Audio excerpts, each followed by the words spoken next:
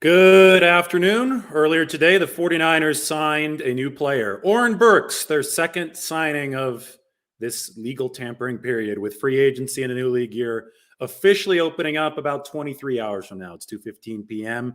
Pacific time. At 1 p.m. Pacific time on Wednesday, that new league year will start. Contracts can be made official, and the 49ers must be under the salary cap. More on that later. First, we're going to talk about Oren Burks, who is now up on the screen. That's a picture of him. And you may be saying, wow, he looks a little bit like a defensive back. And that's because Oren Burks is a former college hybrid safety and linebacker at Vanderbilt. So he does have a defensive back's background. He can move. He's light on his feet. He's your new age linebacker. And the 49ers like these new age linebackers because consider Oren Burks' background and then consider Fred Warner's background. Former college hybrid linebacker and defensive back, had a position of his own at BYU. Then consider Demetrius Flannigan-Fowles, and the 49ers just extended for another year. Former college safety at Arizona, converted to a linebacker with the 49ers. And then consider Marcell Harris, who's been with the 49ers the past few seasons, currently is set to have his contract expire, so we'll see if he sticks around, but he's a converted safety, moved to linebacker. So Oren Burks, the former college hybrid safety and linebacker, he played a position that Vanderbilt called the star. He fits that mold of 49ers linebacker. They like to have him light. They like to have him quick because they want them to be able to cover. There are two reasons for this. A, this has become a passing league, and the 49ers believe that they can better take on tight ends downfield and running backs coming out of the backfield if their linebackers can move. But B, there also has to be a certain level of toughness and athleticism against the run that is a tough balance to find given the 49ers scheme. They obviously run the wide nine up front, which means the defensive linemen are spread out. There are big gaps in between the linemen. That helps the edge rushers fire wide off of the tackles so they can use their speed to get around and corral opposing cornerbacks or opposing quarterbacks. I hope the edge rushers aren't going after their own corners. That wouldn't be good. Charvarius Ward wouldn't be too happy if Nick Bosa was trying to tackle him on every play. But Nick Bosa is trying to go after the quarterback on every play. And the 49ers line up from a wide alignment. Dee Ford, obviously, when he's healthy, he likes to use that speed move around the wide edge. And because of that, the 49ers have resulting gaps on the inside. It's stretched out, right? Like a long stretched out accordion. Means the defensive tackles have to be strong. They have to be athletic. That's why DJ Jones was good for this team. That's why Eric Armstead has played so well on the inside. And that's why they have high hopes for Javon Kinlaw on that interior. That defensive tackle position has more responsibility with that defensive line spread out, right? So it's a situation where the linebackers and the interior defensive linemen are tasked with making the plays that enable the wide nine to work. If that wide nine is stretched thin and the linebackers aren't athletic and the defensive tackles just get washed out, then teams are just going to gash you right up the middle over and over again. So the 49ers want athletic linebackers to cover that resulting space inside, and they also want fast linebackers to be able to cover guys downfield. Now, that being said, that's obviously the case with, Fred Warner. He's a prototype for what the 49ers need on the inside. But this Oren Burks signing, they're not paying him to be an every down linebacker or even a linebacker that plays a lot. He saw a medium amount of time, maybe less than medium amount of time with the Green Bay Packers at linebacker, but he saw more snaps on special teams. This guy is a special team stalwart, and that's the main reason that the 49ers made this signing. As you know, the 49ers have replaced special teams coordinator Richard Hightower with Brian Schneider. And Brian Schneider understands the importance of personnel on special teams, and so does Kyle Shanahan. He's talked about this several times. The 49ers saw their special teams erode here over the past couple of years due to injuries because the personnel wasn't up to par because they kept on having to sign guys off the street to fill gaps on special teams, and it showed, especially on their return and coverage units. Well, Brian Schneider was the special teams coach of the Seahawks for a decade, and over the first half of that decade, we had a young, hungry roster of good special teamers, including guys like Richard Sherman, who played a lot of special teams on his rookie contract, the Seahawks were a top 2, top 3 special teams unit in the league. They didn't begin to fade until they had to start paying guys. And when guys get their second contracts, they don't play as much special teams. So Schneider knows that special teams personnel is important.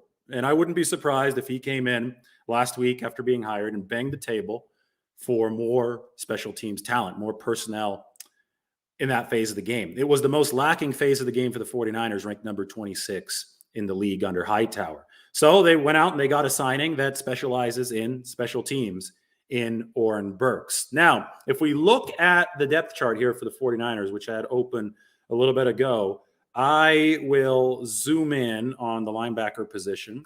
And as you can see, yellow highlights mean that the 49ers have extended the player this or signed him this offseason. So it's an addition that's contractually been made this offseason. Here's the linebacker room. 49ers will carry either 4 or 5. And as you can tell, there's one omission here. It's Azeez Al-Shaair. So we're waiting for Azeez Al-Shaair's restricted free agent tender right now. The 49ers can offer him either a right of first refusal tender. They can offer him a first-round tender, which means they'd be compensated with a first-round draft pick if Azeez Al-Shaair signs elsewhere and doesn't accept the money associated with that first-round tender, which is like $5 million, or they can offer him a second-round tender for $4 million or so. If he doesn't accept that and he signs elsewhere, the 49ers will get a second-round draft pick in return. The problem with tendering somebody like Azeez Al-Shaair right away is that he could sign the tender right away and he'd immediately count against the 49ers salary cap. And right now, the 49ers are about $4.7 million over the salary cap after Dee Ford's restructure. So they're going to have to restructure, move some other pieces around before they actually, I think, offer these tenders, because if these players sign the tenders immediately, well, then they count against the 49ers salary cap, and the 49ers right now don't have that much wiggle room. Now, it's not that dire of a situation. Even if Jimmy Garoppolo is still on the roster, there are ways around this for the 49ers. They can restructure other players. They can tell somebody like Charvarius Ward, hey, don't put your signature on the dotted line until we do have the cap room, until this Garoppolo situation is resolved, which, you know, it might not be resolved until Deshaun Watson moves. I mean, there's a whole lot going on. But either way, the 49ers are playing financial Tetris right now, and we're waiting for Azeez Al-Shaair's restricted free agent tender. I have no doubt in my mind that the 49ers want Azeez Al-Shaair back. If that's the case, we can slot him in here instead of Demetrius Flannigan-Fowles at the starting strong side linebacker spot. Fred Warner, Dre Greenlaw, Azeez Al-Shaair. I put Al-Shaair behind Flannigan-Fowles just to show you what the room would look like. Right now, if they do bring back Azeez Al-Shaair and they have all 5 of these guys, you could flip-flop Flannigan-Fowles and Al-Shaair. Al-Shaair would be part of the top 3 linebackers. But this leads me to wonder what to make of Dre Greenlaw's future. You see Greenlaw right here for the 49ers. He's under contract for only 1 more year. Now the 49ers have Oren Burks. They're paying him $5 million over 2 years. So they obviously want him to be linebacker depth. They've obviously extended Demetrius Flannigan-Fowles on the exclusive rights free agent tender for another season. And Greenlaw is probably going to command some money next offseason. So is Greenlaw a trade candidate? Possibly, if the 49ers get an offer that is good enough for him. But I think that in an ideal world, the 49ers want to keep this linebacker room as strong as possible for 2022 contention because of the reasons I outlined a little bit earlier. And in that case, once you tender Al-Shaair, you'd have Warner, Greenlaw, and Al-Shaair, with depth being Flannigan-Fowles and Oren Burks. And to me, that's a nice looking room. I'm going to delete Al-Shaair for now because he hasn't been formally tendered, but we'll get back to that page in a little bit. And, you know, I guess I should have made this a little bit bigger so you all could see. I didn't realize that it was a little bit small there. Oops, I just erased and accidentally cut Oren Burks minutes or hours after he signed, but he's back there with a nice undo button. So there you go, full screen. Warner, Greenlaw, Flannigan-Fowles. There's Oren Burks, and then you can add Azeez Al-Shaair's name in later once he is tendered and once he presumably accepts his tender, or the 49ers keep him. But that still has not been finalized, so we won't have Al-Shaair there for now. So, I mean, that's the analysis of what just happened with the 49ers signing of Oren Burks. Again, they're $4.7 million over the salary cap after Dee Ford's restructure. And I'm going to go back to checking Twitter and maybe looking at some of your questions.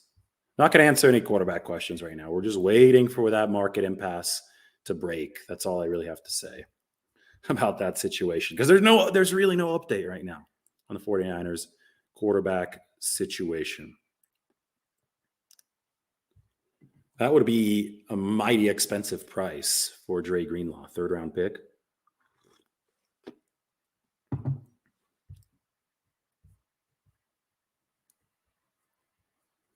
Looking for more questions?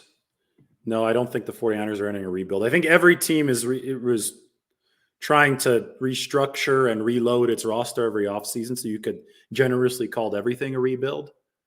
But I think you mean a rebuild as in they're just going to blow everything up and tank for a while. And I don't believe so. I mean, they just signed a corner to decent money yesterday, a veteran corner. So I think it's clear that they want to contend. They want to contend sustainably in 2022 and beyond.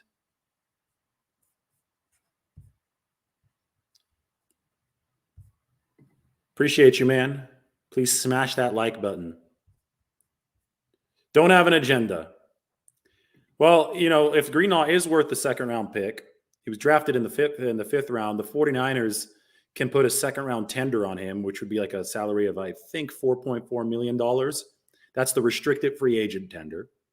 And that means that Greenlaw can still negotiate with other teams. And if another team offers him more than the $4.4 million, then the 49ers can say, oh, well, we'll beat your offer. But if they say, no, thanks, we won't beat your offer, and Greenlaw ends up signing away at more than $4.4 million with the other team, the 49ers would get a 2nd round draft pick as compensation. So if they actually do believe he's worth the 2nd round pick, that's, the tender that you would slap on Dre Greenlaw, or you'd put a 1st round tender if you really didn't want to lose him. That's how restricted free agency works. Or, you could supersede all of this and just offer him a bigger contract. But that's where the negotiations can start with Dre Greenlaw. That's with Azeez Al-Shire. I'm sorry. I misspoke there. But with Azeez Al-Shire, you can do that. I just confused those two guys. Dre Greenlaw is still under contract for 1 more year. So, yes, you could theoretically trade him for a 2nd round pick if somebody wanted to send Greenlaw a 2nd round, wanted to send the 49ers a 2nd round pick for Dre Greenlaw.